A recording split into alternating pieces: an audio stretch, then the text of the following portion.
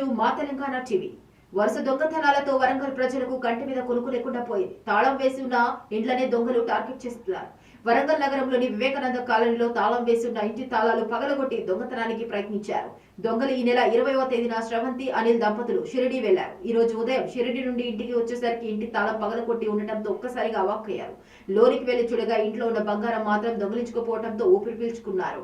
ఇంట్లోని కొంత నగదు మాత్రం చోరులు తస్కరించారు. సంఘటన విషయం తెలుసుకున్న క్లోజ్ టీం పోలీసులు దర్యాప్తు చేస్తున్నారు. షిరిడీకి వెళ్ళిపోయాను. వాళ్ళు వచ్చి తాళం తీసేసరికి అంత ఇల్లంతా చిందరవందరని కొట్టుకు ఫోన్ చేస్తే వాళ్ళు వచ్చి చూసిండ్రు. వాళ్ళ ముందరనే ఓపెన్ చేసాం. వాళ్ళు ఓపెన్ చేశారు. నా పేరు శ్రవంతి. నేను బండారు అనిల్ కుమార్ భార్యని.